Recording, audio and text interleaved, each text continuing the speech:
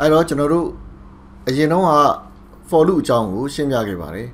ဆရာတို့ for loop မှာဆိုလို့ရှိရင်အချိန်ရေအတွက်နဲ့အတိအကျ looping ပတ်ချင်တဲ့အချိန်ကြာလို့ရှိရင်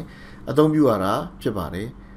ဒါပေမဲ့တစ်ခါတလေကြာလို့ရှိရင်အခြေအနေပေါ်မူတည်ပြီးတော့အလုပ်လုပ်ရတဲ့အခြေအနေမျိုးတွေရှိပါတယ်ဥပမာဆိုလို့ရှိရင်အခုဒီမှာ for loop ကိုသုံးပြီးတော့နှစ်အလီစရာကိုတွက်ထုတ်ထားတာဖြစ်ပါတယ်ဆရာတို့ကအဲ့ဒီနှစ်အလီစရာကိုအချိန်ရေအတွက်နဲ့မလုပ်ဘဲနဲ့ပုံသေးမလုပ်ဘဲနဲ့ user ကနေပြီးတော့ထည့်ပေးတဲ့ဒီကိန်းဂဏန်းတန်ဖိုးပေါ်မှာမူတည်ပြီးတော့ပြောင်းလဲပြီးတော့အလုပ်လုပ်ချင်တယ်ဆိုလို့ရှိရင်ဆရာတို့ဒီ user စီက input ကိုတောင်းပြီးတော့ဖြည့်ရှင်းနိုင်ပါတယ်အော်ဒီမှာပြဿနာတစ်ခုရှိတာကဘာလဲဆိုတော့ user စီက input ကိုဆရာတို့ဖတ်ဖို့အတွက်ဆိုလို့ရှိရင် serial.read ကိုအသုံးပြုနိုင်ပါတယ်ဒါပေမဲ့ serial.read ဒါမှမဟုတ် serial.read string နေသည်ဆရာတို့ကို string တန်ဖိုးတွေပဲပြန်ပေးမှာဖြစ်ပါတယ်အဲ့တန်ဖိုးတွေကိုပုဒ်စာထဲမှာထည့်တွက်လို့ရတယ် integer တန်ဖိုးဖြစ်အောင်ပြောင်းလဲယူရမှာဖြစ်ပါတယ်ဒါကြောင့်မို့လို့ဆရာတို့ပထမဦးစွာ user စီကနေပြီးတော့ input ကိုဖတ်ပြီးတော့ integer ပြောင်းပြီးတော့အရင်ဆုံးစမ်းပြီးတော့ရေးကြည့်အောင်အဲ့တော့ဆရာတို့ဒီ looping မပတ်ခင်မှာ user စီက input ကိုယူဖို့အတွက် serial.begin ကိုကြီးညာထားရပါမယ်ပြီးလို့ရှိရင် user စီက input မလာမချင်းစောင့်ပါမယ်အဲ့တော့ထုံးစံတိုင်း y နဲ့စောင့်ပါမယ် y serial.available အဲ့တော့အဲ့ဒီကောင်က0ဖြစ်နေဆရာတို့စောင့်နေပါမယ်ဘာမှမလုပ်ဘဲနဲ့စောင့်နေမယ်အဲ့ဒါပြီးွားရင် user စီက data ဝင်လာပြီဝင်လာတဲ့ data ကိုဆရာတို့ဖတ်မယ်ဆိုတော့လောလောဆယ် string variable တခုကြေညာမယ် input ပေါ့လေ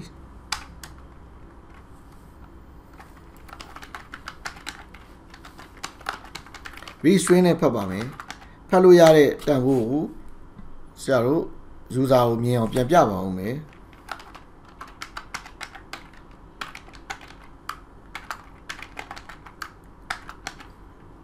အဲ့ဒီ input ကိုဆရာတို့ integer ပြောင်းပြီးတော့ x ထဲကိုထည့်ပါမယ်ဒါကြောင့် x ထဲကိုထည့်တဲ့အချိန်မှာ input dot ဆရာတို့ဒီမှာ to integer ဆိုတဲ့ function လေးထည့်ပေးလိုက်ရုံပါပဲအဲ့တော့ string စီ object ဖြစ်တဲ့အတွက်ကြောင့်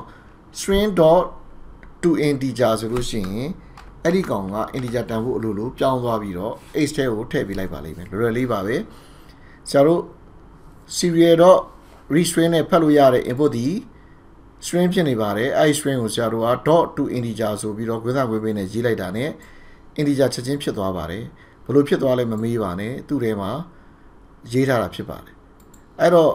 တကယ်တမ်းကျရင်ဒါကြီးကို integer ဖြစ်အောင်ရေးဆိုတဲ့အချိန်ကျရင်ကိုယ်တိုင်ရေးဆိုရင်တော်တော်ခက်ခဲပါတယ်ဒါကြောင့်မို့လို့လောတဲ့အလွယ်တကူသူ့ function ကိုခေါ်သွင်းလိုက်တာပါအလင်းသိလို့ရှိရင်တော့အဲ့ဒါမျိုးကိုယ်တိုင်ဘယ်လိုရေးမလဲဆိုတာကိုရှင်းပြပေးပါဦးမယ်အဲ့တော့ x တန်ဖိုးရလာပြီဆိုရင် x တန်ဖိုးကို equation နဲ့ထည့်တွက်မယ်အဖြေထုတ်မယ် y တန်ဖိုးကိုအဖြေထုတ်မယ်အဲ့တော့လောလောဆယ်ဆရာတို့စမ်းကြည့်အောင်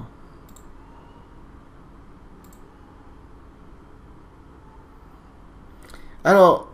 အဲ့လိုမစမ်းခင်မှာဒီတကြောင်းချင်း run ကြည့်လိုက်ရင်တော့ပို့ပြီးရှင်းသွားမှာဖြစ်ပါတယ်လောဆယ်ဆရာတို့ဒီနေရာမှာတကြောင်းချင်း run ဖို့ဆရာရွေးထားလိုက်ပါတယ်ဒီနေရာအထိကိုတော့ဒီတိုင်းရိုးရိုး run လိုက်မယ်အဲဒီနောက်ပိုင်းကိုတကြောင်းချင်းဘာတွေဖြစ်သွားလဲ run ကြည့်အောင်အဲ့တော့ဒီနေရာရောက်သွားတဲ့အချိန်မှာသူဒီinput ကိုမဖတ်ရသေးပါဘူးဒါကြောင့်မို့လို့ start over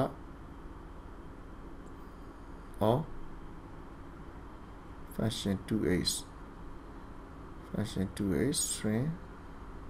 ဘာလို့မသွားလဲ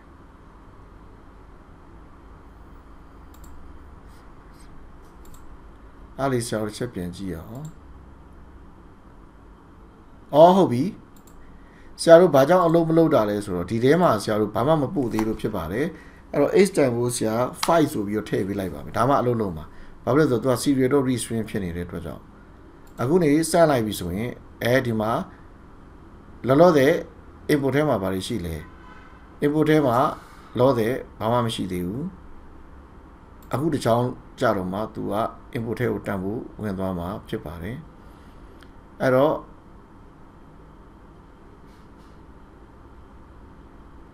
okay ဆရာတို့ဆက်ကြည့်အောင်သူ့ထဲမှာတန်ဖိုး5ရှိတယ် အဲ့တော့5မှာ single ကုတ်လေးတွေ့ပါလိမ့်မယ်တကယ်တော့ဒီကောင်ဒီအခရာအနေနဲ့ရှိတာဖြစ်ပါတယ်အဲ့တော့ integer တန်ဖိုးက53ဖြစ်ပါတယ်လောတယ်တော့53ကိုစိတ်ဝင်စားဘူးဆရာတို့စီမှာအခရာတန်ဖိုး5ရှိတယ်အဲ့ဒီကောင်သူ print ထုတ်မယ် print ထုတ်လိုက်လို့ရှိရင်5ဆိုတာကိုမြင်ရမှာဖြစ်ပါတယ်ဒီမှာတော့သူမပြပေးနိုင်ဘူးပြီးရင်ဆရာတို့ integer ပြောင်းမယ်လောတယ် x ထဲမှာ0ရှိတယ် integer ပြောင်းလိုက်ရင် x ဒီ5ဖြစ်သွားပါပြီခုနကတော့ဒီမှာ input မှာရှိတယ်5အခရာ5က x ထဲမှာဆရာတို့က integer 5ဖြစ်သွားပြီဒါကြောင့်မို့လို့ y ကိုတွက်လိုက်တဲ့အချိန်မှာ y တန်ဖိုးက10ရပြီးတော့ဆရာတို့အားလုံးကို run လိုက်မယ်ဆိုလို့ရှိရင်ဒီကောင်ဒီပြီးသွားမှာဖြစ်ပါတယ်အဲ့တော့ပြန်ပြီးတော့ run ကြည့်အောင်တကြောင်ချင်း run တော့ပဲねအဲ့တော့ဒီမှာ data စောင့်နေမယ်ဆရာတို့ဥမာ15လို့ထည့်လိုက်မယ်15နဲ့လီ30ဆိုတာကိုတွေ့ရမှာဖြစ်ပါတယ်အဲ့တော့ဒါသည်ဆရာတို့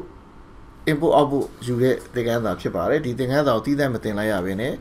ဒီ while loop ထဲမှာထည့်ပြီးတင်လိုက်တာဖြစ်ပါတယ်ဘာဖြစ်လို့လဲဆိုတော့ while loop ထဲမှာ input ပေါ်မှာမူတည်ပြီးတော့အလုပ်လုပ်အောင်ရေးမလို့ဖြစ်ပါတယ်အခုဆရာကဘယ်လိုရေးချင်လဲဆိုတော့ဒီကောင်ကတစ်ချိန်ပဲအလုပ်လုပ်မှာဆရာက input တန်ဖိုးကအပေါင်းတန်ဖိုးဖြစ်နေသမျှကာလပတ်လုံးဒီသူ့ရဲ့ဒီ equation ကိုဖြည့်ရှင်းပြီးတော့အဖြေထုတ်ပေးနေမယ် input တန်ဖိုးအနှုတ်ဖြစ်သွားပြီဆိုရင်တော့ program ပြီးသွားပြီလို့ယူဆပြီးတော့ program ထွက်သွားမယ်အဲ့ဒါမျိုးလေးရေးကြည့်အောင်အဲ့တော့ဒီမှာသူ့ရှင်းပြတဲ့ကောင်လေးရေးပါမယ်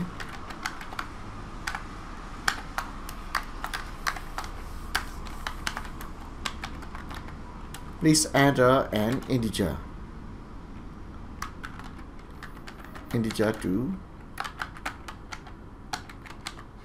calculate function 2x ဒါ integer တန်ဖိုးတောင်းတာဖြစ်ပါတယ်တောင်းတဲ့ရှင်းလင်းချက်ဖြစ်ပါတယ်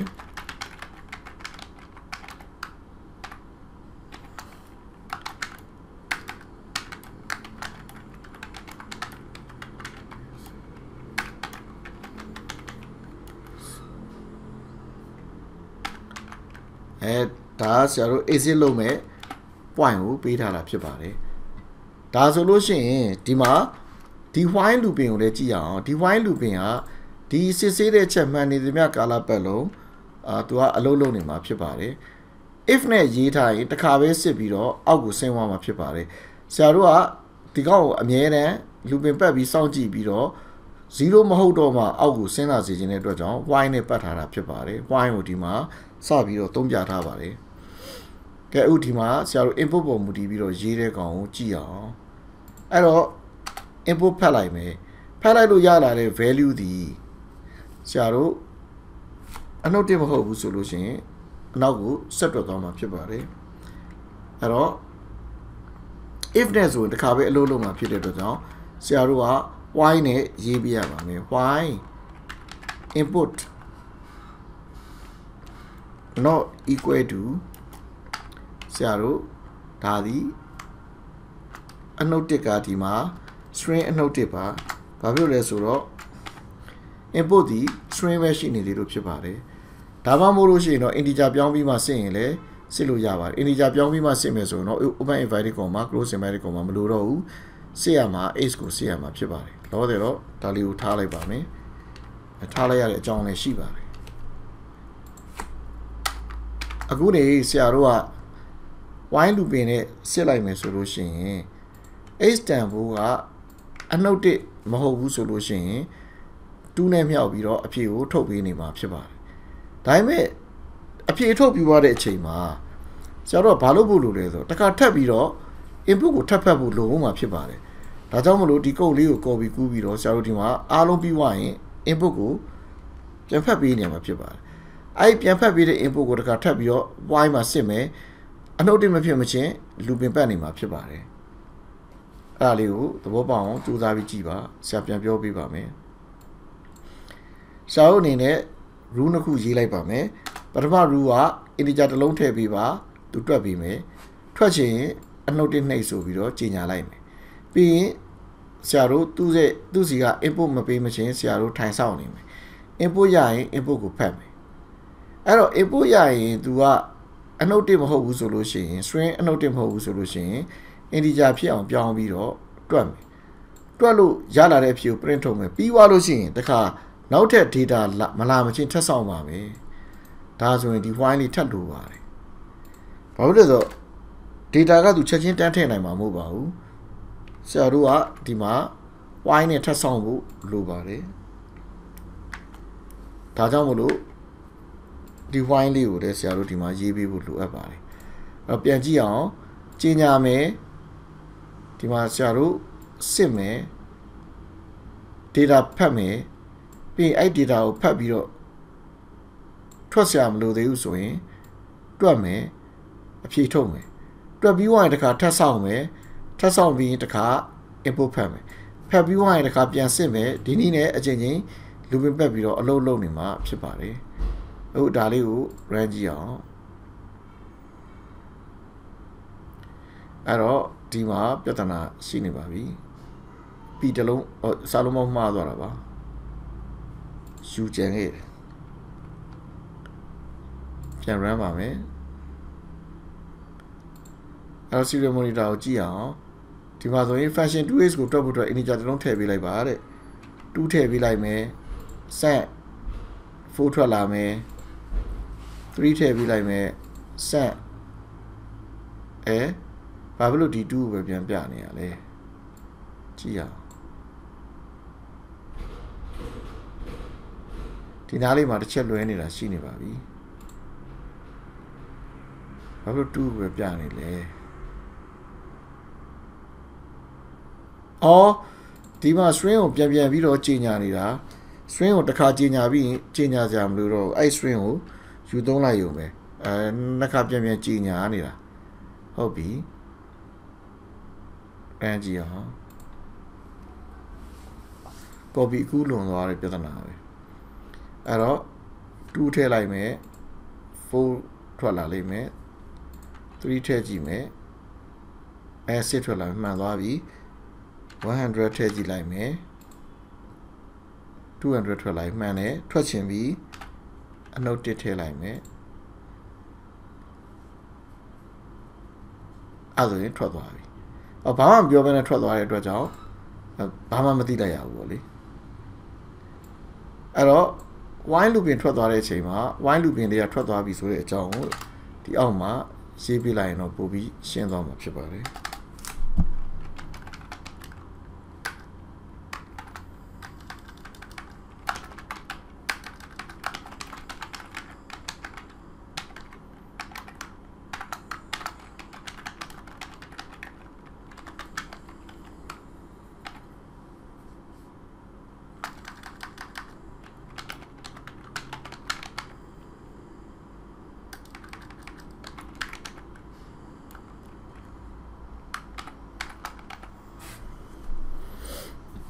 အဲ့တော့အခုဆိုလို့ရှိရင်ပြန်ကြည့်အောင်ဒီ code တွေကနည်းနည်းလေးတော့ရှုပ်နေပါသေးတယ်ပထမဆုံး serial နဲ့အကျိုးကြောင်းပြောမယ် serial data ကိုစောင့်မယ် serial data ဝင်လာရင်ဖတ်မယ်ဖတ်ပြီးရင် exit လုပ်မဲ့ဒီ code လားဆိုတာစစ်မယ် exit မလုပ်မချင်း तू ကအလုပ်လုပ်နေမှာဖြစ်ပါတယ်အဲ့လိုအလုပ်လုပ်ဖို့တစ်ခါထပ်ဆောင်ပြီးတော့တစ်ခါထပ်ဖတ်ပေးရမယ်ထပ်စစ်မယ်အဲ့တော့အဲ့လိုမျိုးအလုပ်လုပ်တာကိုဆရာတို့က while loop လုပ်တယ်လို့ခေါ်ပါတယ်နောက်ပိုလွယ်တဲ့ဥပမာလေးပေးပါမရှင်းပါဆိုလို့ void function while mode simple while program လေးတစ်ခုလောက်ရေးကြည့်အောင်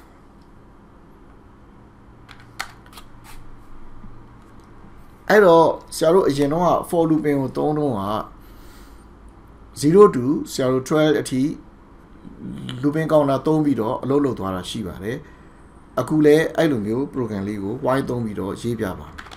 အဲ့တော့ integer looping counter လေးကိုဆရာတို့ကဒီမှာ0ပေးထားလိုက်ပါမယ်အဲ့တော့0ကနေပြီးတော့ဆရာတို့ဒီ12အထိ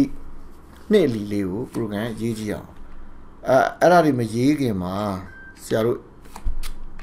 integer variable x နဲ့ y နဲ့ကိုကြီးညာလိုက်ပါဦးမယ်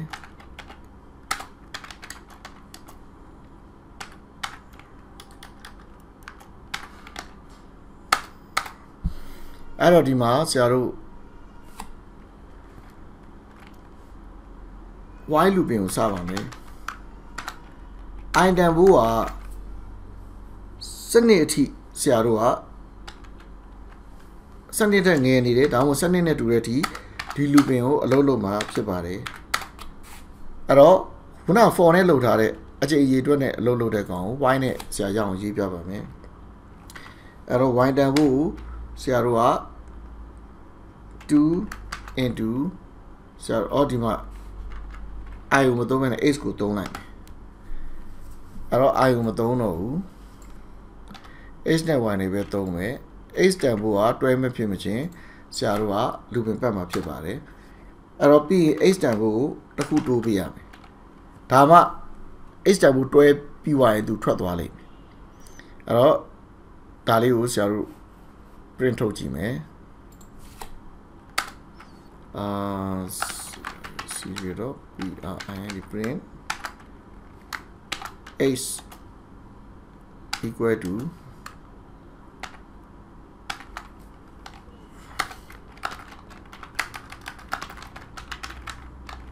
print x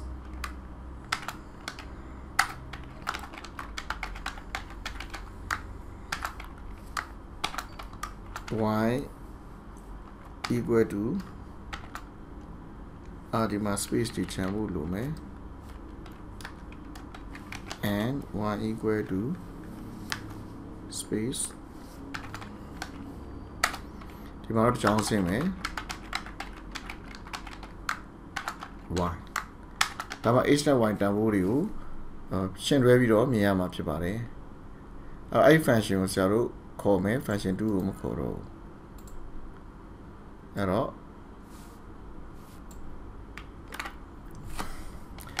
ဒီ function ကိုဆရာတို့ခေါ်သုံးပါမယ်ဒါဆိုရင် function တွေရော looping တွေရောအကုန်တွဲသုံးတဲ့ program ဖြစ်သွားပါပြီအခုဆိုလို့ရှိရင်ဒီမှာ x က0ဆိုရင်